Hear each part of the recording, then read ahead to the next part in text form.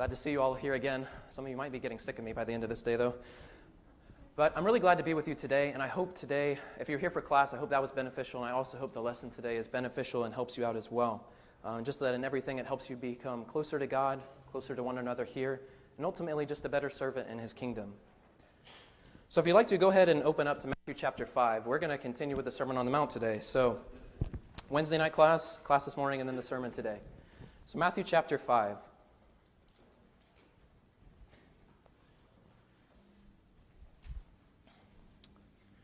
I also appreciate that last song. It's one of my favorites, The Lily of the Valley. And one of the lines, the very last line, one of the last lines is, "He's the fairest of 10,000 to my soul." I think that'll really tie in really well today, so keep that in mind today as well. So I have a premise to start today's lesson. Beauty will save the world. So for thousands of years, artists, philosophers, and theologians have tied the beautiful and the sacred together and have identified art and poetry with our human longing for God. And today, I think we live in a time where convenience and practicality have dominated thought and have, for the most part, displaced beauty as a value. I think even sometimes the church cannot be an exception to this, right? We view salvation in this very mechanistic pattern, and sometimes we kind of break it down into that's just it, as this plan or formula. Follow the steps and you're good. But the full message of the gospel's beauty in many places in believers' lives has been, I think, replaced by some desires for things that we see in this world, right? Establishing power, material satisfaction. We see this kind of throughout the world today. But the Bible doesn't teach those things. In fact, it rebukes seeking after them. Instead, it could be said what the Bible teaches is the Sermon on the Mount. The gospel in God's kingdom is centered around the Beatitudes, the descriptions and teachings of what it means to be part of God's kingdom. So why do I say that beauty will save the world? Let's think through this a little bit. Our society today is an heir to the effects of the scientific revolution. We generally can be tempted when people ask us about our faith to answer in a logical defense, what we would call apologetics, or by appealing to the innate moral goodness of Christianity, ethics, apologetics and ethics. So these things are fine and most definitely have their place, I think. But beauty, I think, is another one that we miss out on. So to a skeptical world, we're used to defending and speaking of Christ and our faith in these manners. But beauty, like I said, it's a critical aspect to the gospel, and I think it would surprise you at how effective it is in bringing others to Christ. So to kind of summarize, Christianity shouldn't just persuade with truth, it should also attract people with beauty. So often where truth cannot convince, beauty can bring people in. And when we think about today's generation, I guess this is kind of my generation, you can think of generally suspicious of truth claims, and they're unconvinced by moral arguments. So then we turn to beauty, which can have a surprising allure, I think, to people. And when we think about Jesus, everything about him is beautiful. His life, his miracles, teachings, grace, death, and especially his resurrection, all have an undeniable, awe-inspiring beauty. So when we tell God's story from Genesis to Revelation, and when we live this out in our lives, it should be the most beautiful love story ever told. Therefore, we as a people who have been transformed by Christ ought to have and display the same beauty as well. If so, we have a tremendous opportunity to present to this skeptical and jaded world a unique perspective on the gospel that might enchant them as well, the same way that we were enchanted by Christ. So think of it this way. In terms of the missions of God's people, let's look at Matthew chapter 5, and let's look at verses 13 through 16 really quick. You are the salt of the earth. But if the salt loses its saltiness, how can it be made salty again? It's no longer good for anything, except to be thrown out and trampled by men. You are the light of the world. A city on a hill cannot be hidden. Neither do people light a lamp and put it under a bowl. Instead, they put it on its stand, and it gives light to everyone in the house.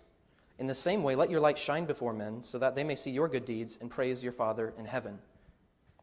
So in terms of the mission of God's people, we aren't commanded to protest or vote the world into a standard of moral conformity with Jesus. We're to live a life that attracts them. We are to show them the beauty of Christ and be a presence, a light, an image bearer of God that brings them to the saving beauty and grace of Jesus Christ. That's who he's called his people to be. So let's learn, I think, to appreciate the beauty of Christ even more in our own lives. I want you to fall more in love with Jesus today than you were before you came in this morning, and live it out even more so in your own lives. So as we think of Christianity as something beautiful, realize that there are things that can ruin that beauty. Therefore, we as Christians always have to be seeking to return it to what it should be. I think we see this today throughout the world, throughout different denominations and different various teachings on Christianity. It has largely devolved from what Jesus spoke of and what the gospel message is all about. And that's really, broadly speaking, I think today that we here are trying to restore it to what it needs to be. So to return it to what it needs to be, I think we should look back to the original beauty, which is Jesus on the cross. It's part of the mystery of the cross that something so hideous, horrible, and cruel, in retrospect, becomes the most beautiful thing to have happened in human history, and actually in the entire universe's history. So the challenge is for us to see that. Christ, nailed to a tree, refusing to call battalions of angels to his defense, and instead he offers love, grace, and forgiveness for his enemies. That's the true beauty of Christianity. The cross looks like failure and defeat, as our king was nailed there by the Roman Empire seemingly for good. The cross looks like death. It is death. But we preach Christ crucified, a stumbling block to Jews and foolishness to Gentiles, but to those whom God has called, both Jew and Greek, Christ the power of God and the wisdom of God. 1 Corinthians chapter 1. So this isn't a traditional form of beauty like we're used to in today's world. It requires ears to hear, like Jesus said throughout his Gospels. But to those who truly see and hear, the cross is a transcendent beauty, salvation from our most disgusting sin and rebellion through complete grace and forgiveness. And I would assume that every Christian here would agree with the idea that what Jesus did in his death is beautiful and central to our faith and salvation. But the challenge is to translate the beauty of the cross into contemporary Christianity. So the same suffering love and costly forgiveness that it took of Jesus should characterize us as the church today, as the people of God. So instead of trying to force changes upon people and society, we are to exemplify the beautiful alternative that God has laid out for his kingdom by actually living it. So let's read from the start of the Sermon on the Mount, and let's see what the kingdom is supposed to be defined as and what we are supposed to look like as well. So we'll go back up to chapter 5 of Matthew, and starting in verse 1. Now when he saw the crowds, he went up on a mountainside and sat down. His disciples came to him, and he began to teach them, saying, Blessed are the poor in spirit, for theirs is the kingdom of heaven. Blessed are those who mourn, for they will be comforted. Blessed are the meek, for they will inherit the earth. Blessed are those who hunger and thirst for righteousness, for they will be filled. Blessed are the merciful, for they will be shown mercy. Blessed are the pure in heart, for they will see God. Blessed are the peacemakers, for they will be called sons of God. Blessed are those who are persecuted because of righteousness, for theirs is the kingdom of heaven. Blessed are you when people insult you, persecute you, and falsely say all kinds of evil against you because of me. Rejoice and be glad, because great is your reward in heaven. For in the same way they persecuted the prophets who were before you. So when we think about the Sermon on the Mount, we've kind of really hit this on the head for the last few classes and everything like that. It's really the pinnacle of Jesus' teachings. It's his most complete, most important, arguably his greatest sermon. It's not an arbitrary collection of sayings or disassociated ideas, but it's a coherent sermon that flows from one idea to the next with divine logic and wisdom. So the sermon begins with this 8-part declaration of blessedness that we call the Beatitudes, which literally means the blessings. They're concerned with the nature of God's kingdom and who it is who will be most blessed of all by its arrival. And so the sermon that follows this declaration is an elaboration on the kingdom as framed by the Beatitudes. And then finally, Jesus closes his sermon by giving the parable of the wise and the foolish builders, summing up that he who hears these words of mine and does them and puts them into practice, will have this house of shelter and of safety. That's the sermon in a nutshell. So the Beatitudes and the Sermon on the Mount are the foundational piece of Jesus' ministry. So this is who he wants his people to be. This is who he wants us to be. And this is what his church is meant to be. So if we're serious about following Jesus, we need to completely adopt this beautiful way of life that's described, this alternative way of life from the normal world described here. So sum this up. Christianity expressing Jesus' beauty will save the world, will excel in these 8 things, right? Welcoming the poor in spirit, comforting those who mourn, esteeming the meek, hungering for righteousness and justice, extending mercy, having a pure heart, being peacemakers, and enduring persecution. The 8 things mentioned in the Beatitudes. So let's consider them a little bit more. And I think it's vital that we understand that these 8 Beatitudes are not just platitudes. They're not just meaningless, nice things to say. They aren't common sense sayings either. These are extremely paradoxical and deeply counterintuitive to everything that the world would consider wise and normal. So the Beatitudes are deliberately designed to shock us. And if they don't, it's because we've usually set them aside into this category we make of just nice things said by Jesus. They don't reveal their full meaning at first glance, so I don't claim that today we are going to completely, fully, and deeply understand the Beatitudes. They require thought, reflection, and meditation, and their wisdom is going to dawn on you slowly.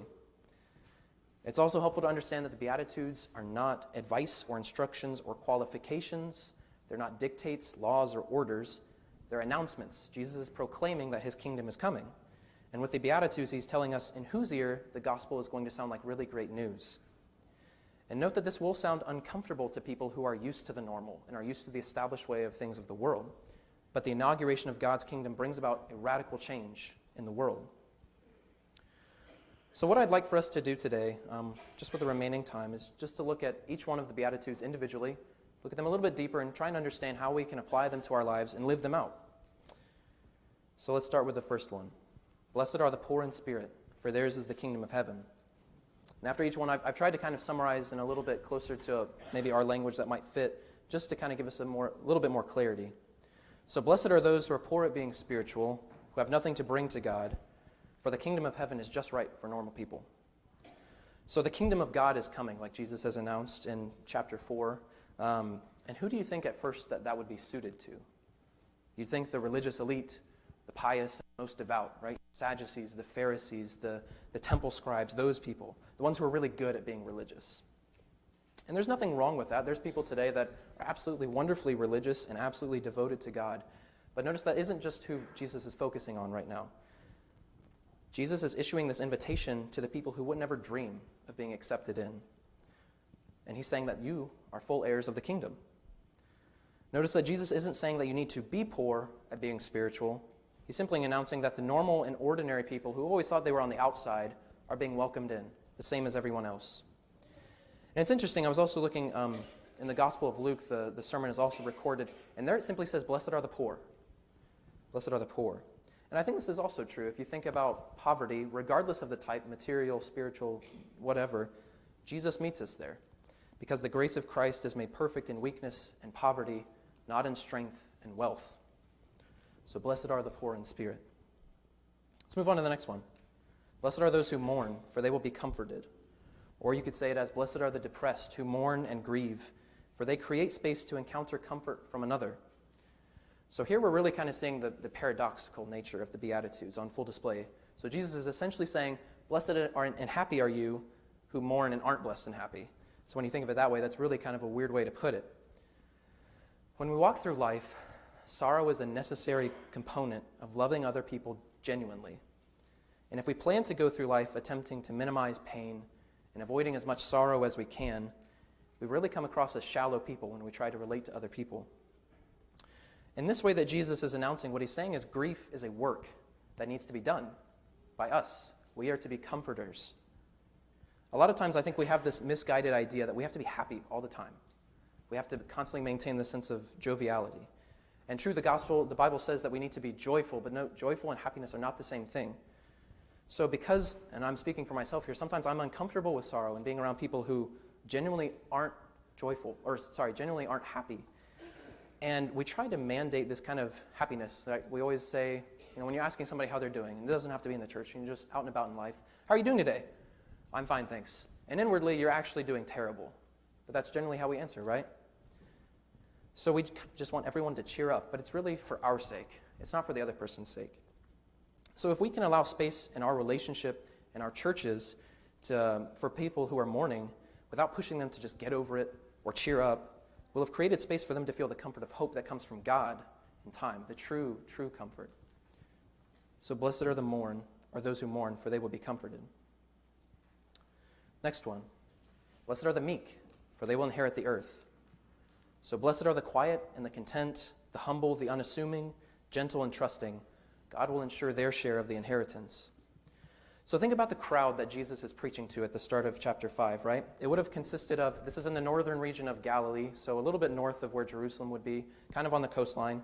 And it would have consisted of a variety of people. So we're under the Roman Empire at this time, so we would have probably some Roman citizens, probably some Greeks from the area, Jews, both probably practicing Jews and non-practicing Jews. All these people would have had a variety of job and economic statuses, but most of them probably along the poverty side, along the illiterate side, things like that. And so how would this society as a whole view people who are meek, right? Maybe you've heard this say, meek is weak. That's not true, but that's kind of the idea of what people think it is. So in Roman Empire times, right, domination, that was the status quo, to crush other people. The meek are just people who get in your way. And even today, we think about the way we look at, maybe our society's gotten a little bit better, but generally these are the people that are just nice guys and they get a participation trophy or something like that.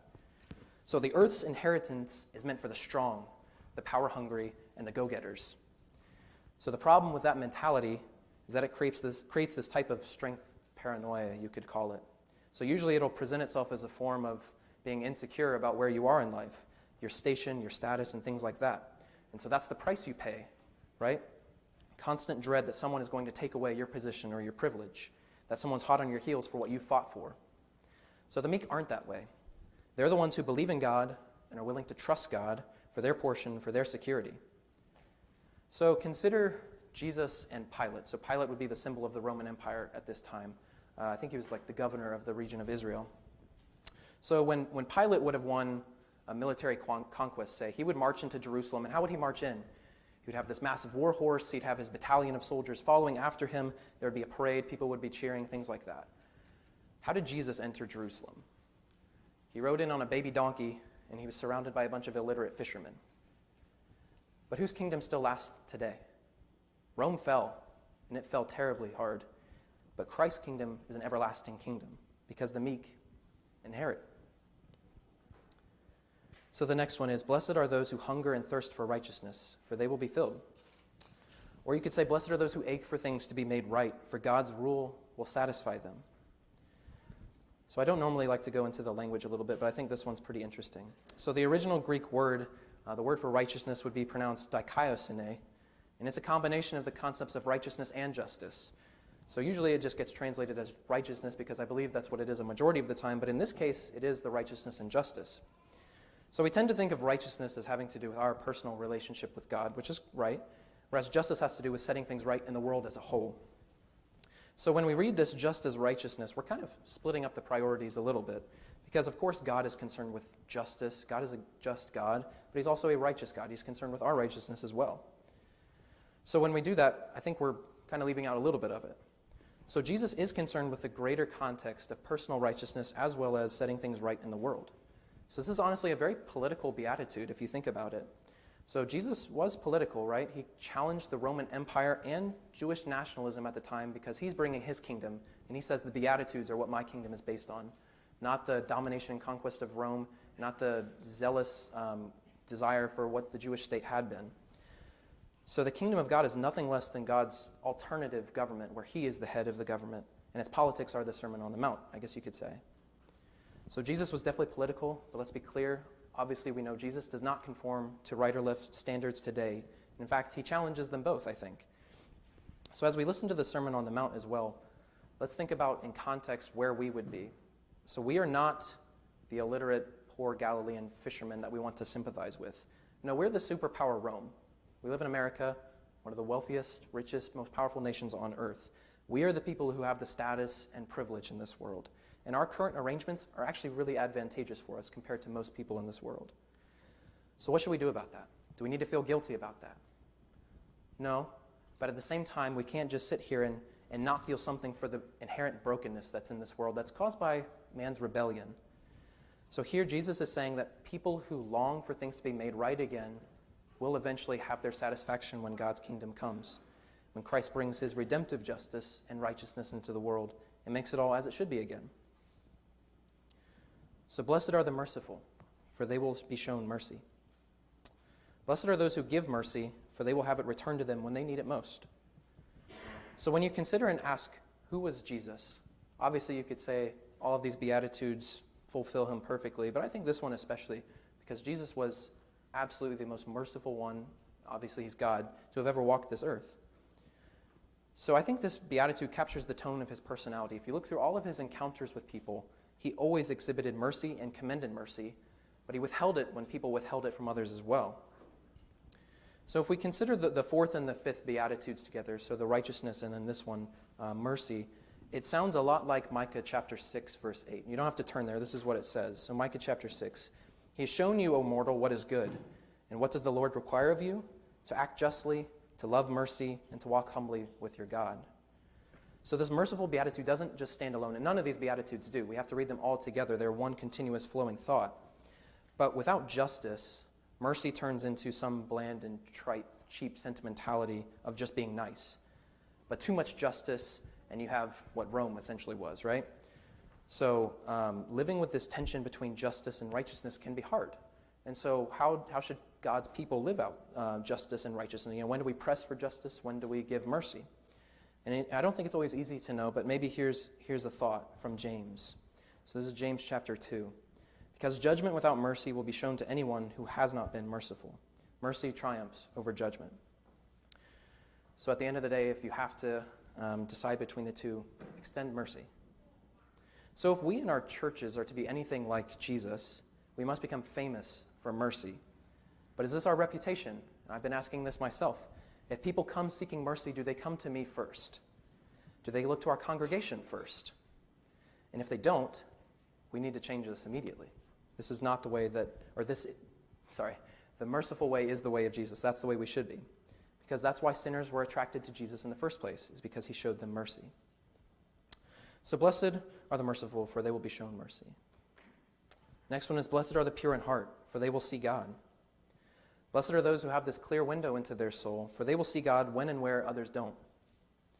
So John speaks of the fact that no one has ever seen God. But by seeing Christ, you can see God. So it's one of the ironies of the Gospels, right? You read through this and you see the Pharisees and the Sadducees and all these religious people who don't see Jesus for who he truly is.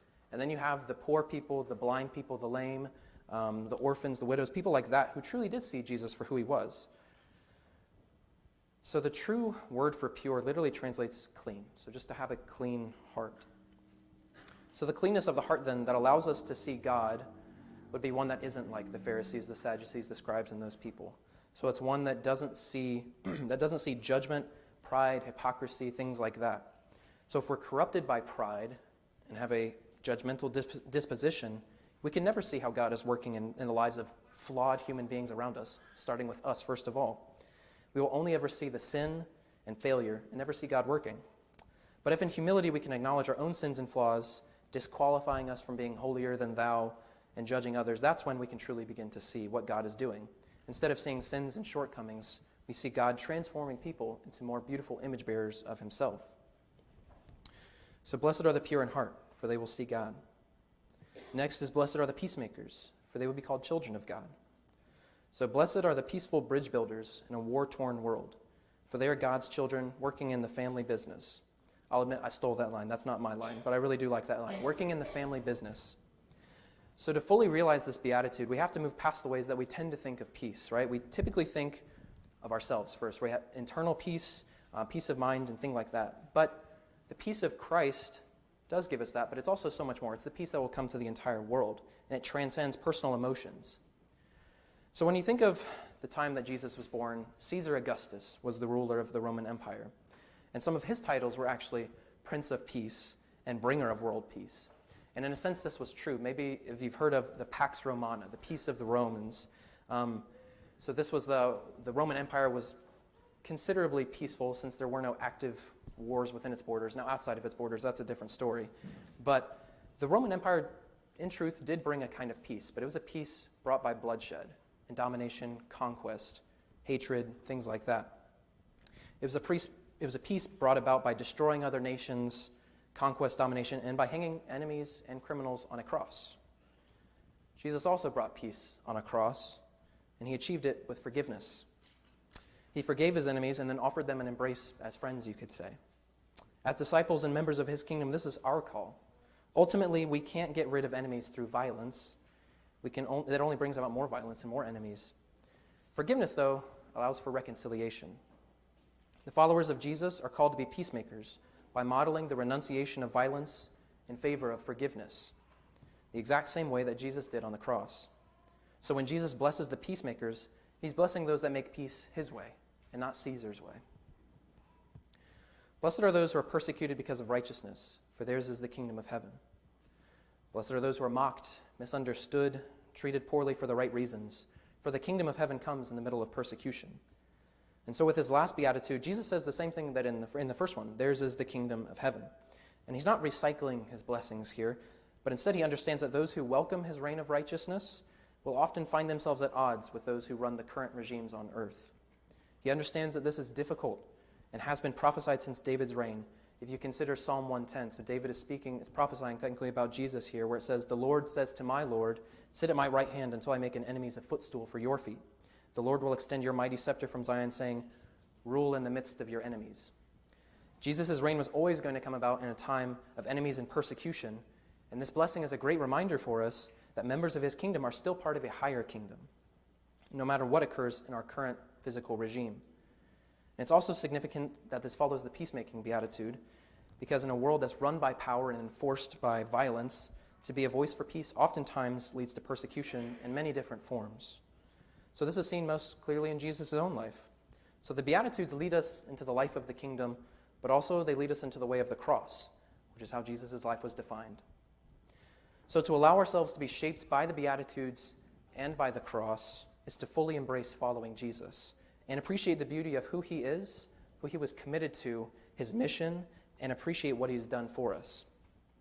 So like I said, the beauty of the Beatitudes leads to the beauty of the cross. And together they form the beauty that will save the world, my original premise. So hopefully that makes a little bit more sense now. So the encouragement for today, let's live this way.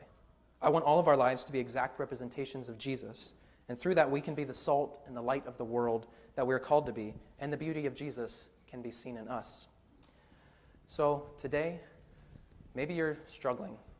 I don't know with what, but we're here for you. This is a family. So whatever we can do, prayers, encouragement, phone calls, cards, we're all here for you. Or perhaps you haven't put on Christ in baptism yet. We're here for you in that as well. Whatever we can do, absolutely the family is here to help in whatever way we can as we stand and sing.